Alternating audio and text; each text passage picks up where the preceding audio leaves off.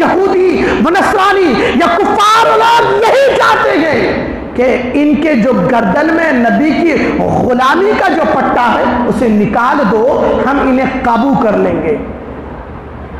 اگر غلامی یہ یہود و نصارہ سوچ رہے ہیں، اور کیوں نہ ان سے وابستہ رہے مسلمان، کیوں نہ ان سے محبت کرے مسلمان، کیونکہ اللہ نے ساری کائنات کو وجود تو اسی محمد کے صدقے میں دیا ہے۔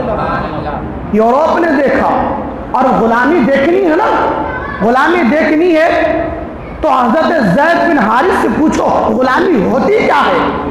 پہلے کے دور میں غلام خریدے جاتے تھے تو بیچے جاتے تھے، انسان بکتا تھا، اسی لیے تو شاعر نے کہا ہے کہ جب تک بکے نہ تھے کوئی پوچھتا نہ تھا، جب تک بکے نہ تھے کوئی پوچھتا نہ تھا، آقا تم نے خرید کر انمول کر دیا، آقا تم نے خرید کر۔ اگر غلامی اگر دیکھنی ہو نا، غلامی کسے کہتے ہیں تو زید بن حارثہ سے پوچھو، بکتے بکاتے بکتے بکاتے بکتے بکاتے کبھی اس بادشاہ کے پاس کبھی اس بادشاہ کے پاس، بکتے بکاتے بکتے بکاتے کائنات کے بادشاہ امام الانبیاء کے پاس آیا۔ سرکار نے خریدا حضرت زید بن حارثہ کو، ان کے والدین کو پتہ چلا، زید بن حارثہ کے والدین کو پتہ چلا کہ فلاں شخص جو نبوت کا دعویٰ کر رہا ہے میں نبی ہوں میں رسول ہوں، اس کے پاس میرا بیٹا زید ہے۔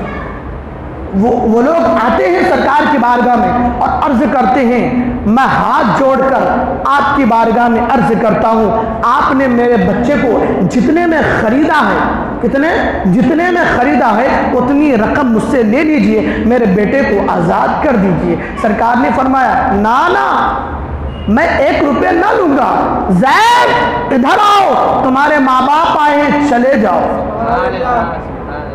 میں نہیں لوں گا، میں نہیں لوں گا، تمہارے ماں باپ آئے ہیں چلے جاؤ۔ زید آتے ہیں اور ماں باپ فرت مسرت میں گلے لگاتے ہیں اور کہتے ہیں بیٹا چل اب گھر چلتے ہیں۔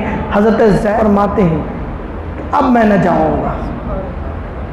زید دوسرے بادشاہوں کے پاس بکے تھے، کب چاہت ہوتی کہ میں ان کی غلامی سے آزاد ہو جاؤں، ان کی غلامی سے آزاد ہو جاؤ۔ اللہ کے حبیب نے فرمایا زید اگر جانا چاہتا ہے تو لے جائے، میں 1 روپے تک نہ لوں گا۔ زید کو بلایا گیا، زید کہتے ہیں بابا میں نہ جاؤں گا۔ باپ نے کہا کہ بیٹا دیکھ یہ تیرا چاچا ہے، یہ بات دیکھ میں تیرا باپ ہوں، تیرے رشتہ دار تجھے لینے آئیں گے، بیٹا تو یہاں غلامی میں ہے، گھر چل تو آزاد رہے گا۔ زید اس فرماتے ہیں کہ بے شک ماما جان میری ماں کو سلام عرض کر دینا اور یہ بھی عرض کر دینا جتنا مزہ مجھے نبی کی غلامی میں آیا اتنا مزہ تمہاری 4 دیواری کی آزادی میں نہ آیا تھا۔ جتنا مزہ مجھے نبی کی غلامی میں آ رہا ہے اتنا مزہ مجھے تیرے 4 دیواری کی آزادی میں نہ آیا، میں نہ جاؤں گا۔ یہ غلامی اور میرے نبی کریم صلی اللہ علیہ وسلم اتنے قریب ہو گئے تھے زید، میرے نبی کے لوگ انہیں ابن محمد کہنے لگ گئے تھے، نبی کا بیٹا ہے، مگر اللہ نے فرما دیا ما کان محمد ابا احد من رجال ولکن رسول اللہ وخاتم النبیین، نہیں ہے تم میں سے کوئی مردوں کے بعد محمد صلی اللہ علیہ وسلم وہ اللہ کے رسول ہیں اور آخری نبی ہے۔ یہ غلامی ہے، یورپ پریشان ہے، یہ کفار پریشان ہے، اس کے اندر کون سی طاقت ہے جو یہ ببانگ دہل اعلان کرتا ہے کہ مجھے ان کفر کی غلامی نہ چاہیے، مجھے سرکار کی غلامی چاہیے، اور عرض کرتے نعرے بھی لگاتے ہیں قبول ہے غلامی رسول میں موت بھی قبول ہے۔ ہم یہ اعلان کرتے ہیں، ہم یہ نعرے لگاتے ہیں۔ نبی کو ہم نے دیکھا ہے؟ نہیں دیکھا ہم نے۔ رسول کا زمانہ پایا؟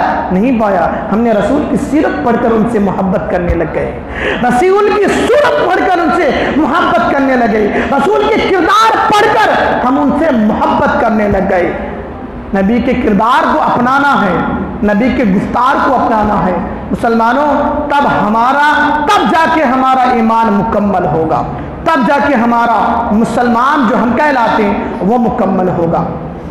ہم جس راستے پہ چلے ہیں اس میں نماز بھی ہے، روزہ بھی ہے، حج بھی ہے، زکوٰۃ بھی ہے، تمام چیزیں ہیں، عبادات ہے، ریاضات ہے، اور سب سے بڑی عبادت ناموس رسالت کی حفاظت ہے۔ مولانا ظفر علی فرماتے ہیں کہ نماز اچھی اور روزہ اچھا، حج اچھا، زکوٰۃ اچھی، باوجود اس کے میں مسلمان ہو نہیں سکتا کہ نہ جب تک کٹ مروں میں شاہ بطحا کی عظمت پر خدا شاہد ہے میرا کامل ایمان ہو نہیں سکتا۔